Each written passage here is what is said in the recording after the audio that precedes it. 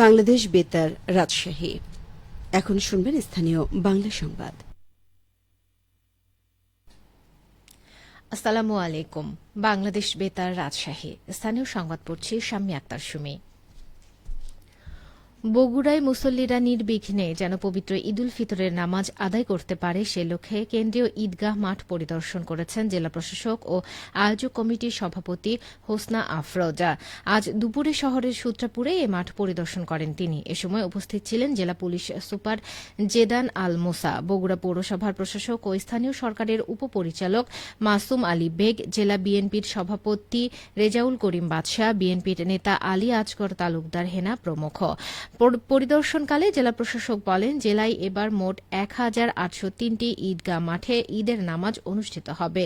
আর সূত্রাপুর কেন্দ্রীয় ঈদগাহ মাঠে সকাল ৮টায় ঈদের জামাত অনুষ্ঠিত হবে। এটি বগুড়ার ঐতিহ্যবাহী কেন্দ্রীয় ঈদগাহ মাঠ। বগুড়ার সর্বস্তরের জনগণ এখানে নামাজ আদায় করবেন। আর এইবার প্রথম এই ঈদগাহে নারীদের জন্য নামাজের ব্যবস্থা থাকবে। এছাড়াও ঈদুল ফিতরে বগুড়া জেলা জুড়ে বিশেষ নিরাপত্তা ব্যবস্থা নেওয়া হয়েছে যেন কোনো ধরনের দুর্ঘটনা না ঘটে। পবিত্র ঈদুল ফিতর উপলক্ষে রাজশাহী মহানগর এলাকায় শান্তি শৃঙ্খলা রক্ষা, জনস্বার্থ, জনশৃঙ্খলা ও সাধারণ মানুষের জানমালের নিরাপত্তার স্বার্থে কিছু নিষেধাজ্ঞা আরোপ করেছে রাজশাহী মেট্রোপলিটন পুলিশ। জারিকৃত নোটিশে বলা হয়েছে, রাজশাহী মেট্রোপলিটন পুলিশ আইনে অর্পিত ক্ষমতা বলে গতকাল সন্ধে ৬টা থেকে ৫ এপ্রিল পর্যন্ত সর্বসাধারণের ব্যবহার্য স্থান, উন্মুক্ত স্থান বা ছাদে গান বাজনা, বাদ্যযন্ত্র, ডিজে পার্টি, উচ্চ শব্দে গাড়ির হর্ন বাজানো এবং আতশবাজি, ফানুস, পটকা ক্রয় বিক্রয় ও ব্যবহার করা যাবে না। এছাড়াও মহানগরী এলাকায় হিংসাত্মকভাবে আঘাত করার উদ্দেশ্যে অস্ত্রশস্ত্র, তলোয়ার, বর্ষা, বন্দুক, ছোড়া বা লাঠি ও বিস্ফোরক দ্রব্য বহন নিষিদ্ধ করা হয়েছে। বগুড়ায় জুলাই আগস্ট গণ অভ্যুত্থানে শহীদ পরিবারকে সম্মাননা স্মারক ও ঈদ উপহার দেওয়া হয়েছে। আজ দুপুরে বগুড়া জেলা প্রশাসনের করতোয়া সভাকক্ষে এ অনুষ্ঠানের আয়োজন করা হয়। অনুষ্ঠানে প্রধান অতিথি ছিলেন জেলা প্রশাসক হোসনা আফরোজা। এ সময় উপস্থিত ছিলেন জেলা পুলিশ সুপার জেদান আল মোসা, অতিরিক্ত জেলা প্রশাসক মোহাম্মদ মেজবাউল করিম, deputy civil surgeon Sajjad ul Haq প্রমুখ। জেলা প্রশাসন সূত্রে জানা গেছে, বগুড়ায় জুলাই আগস্ট গণ অভ্যুত্থানে ১৬ জন শহীদ হয়েছেন। তাদের নাম সরকারের গেজেটে এসেছে। দেশের জন্য তাদের ত্যাগ কখনো কিছুর বিনিময়ে শোধ করার নয়।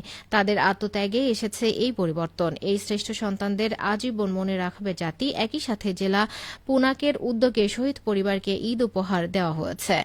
জেলা প্রশাসক হোসনা আফরোজা জানান, শহীদ হওয়া ছাড়াও গত জুলাই আগস্ট গণঅভ্যুত্থানে বগুড়ায় আহতদের মধ্যে ৫৫৬ জনের নামে গেজেট হয়েছে। এর মধ্যে প্রথম ধাপে জুলাই ফাউন্ডেশন থেকে পাওয়া তালিকা অনুযায়ী এ এবং বি ক্যাটাগরিতে ৩৫ জনকে সরকারি অনুদান দেওয়া হয়েছে।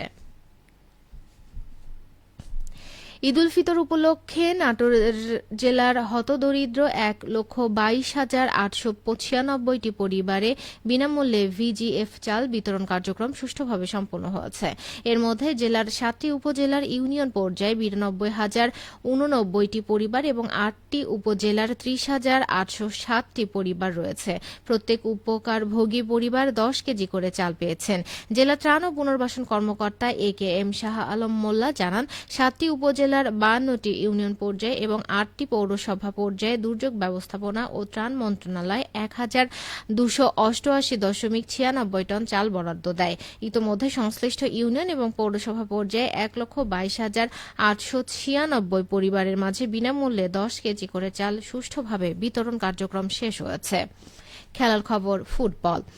নওগাঁয় এপ্রিল মাসের প্রথম সপ্তাহ থেকে শুরু হচ্ছে মাসব্যাপী অনূর্ধ্ব ১৫ ফুটবল প্রশিক্ষণ। ঈদের পর থেকে প্রশিক্ষণার্থী বাছাই শুরু করা হবে। এরপর নওগাঁ জেলা স্টেডিয়াম মাঠে প্রশিক্ষণ অনুষ্ঠিত হবে। জেলা ক্রীড়া অফিস বলছে, দক্ষ খেলোয়াড় গড়ে তোলার লক্ষ্যে ক্রীড়া মন্ত্রণালয় থেকে এ উদ্যোগ গ্রহণ করা হয়েছে। প্রতিটি উপজেলা থেকে বাছাই পর্ব শেষ করে নির্বাচিত মোট ২৪ জন শিক্ষার্থীকে প্রশিক্ষণে অংশগ্রহণ করানো হবে। আগ্রহীদের জেলা ক্রীড়া অফিসে যোগাযোগ করতে বলা হয়েছে। নওগাঁ জেলা ক্রীড়া কর্মকর্তা আরিফুজ্জামান জানান, মাসব্যাপী আয়োজিত প্রশিক্ষণে ফুটবল খেলার সঠিক নিয়ম কানুন ও কৌশল শেখানো হবে। এতে করে অংশগ্রহণকারীরা পরবর্তীতে দক্ষ খেলোয়াড় হিসেবে গড়ে ওঠার সুযোগ পাবে। সবশেষে আবহাওয়া। আজ দুপুর ২টায় রাজশাহীতে তাপমাত্রা ছিল ৩৮.৪ ডিগ্রি সেলসিয়াস। এ সময় বাতাসে আপেক্ষিক আর্দ্রতার পরিমাণ ছিল ১৫%। রাজশাহী ও পার্শ্ববর্তী এলাকায় আজ ইফতার সন্ধ্যে ৬টা ২৩ মিনিটে এবং আগামীকাল সেহরির শেষ সময় ভোর ৪টা ৩৮ মিনিটে। সংবাদ শেষ হল। আমাদের পরবর্তী সংবাদ বিকেল ৪টা ৫ মিনিটে।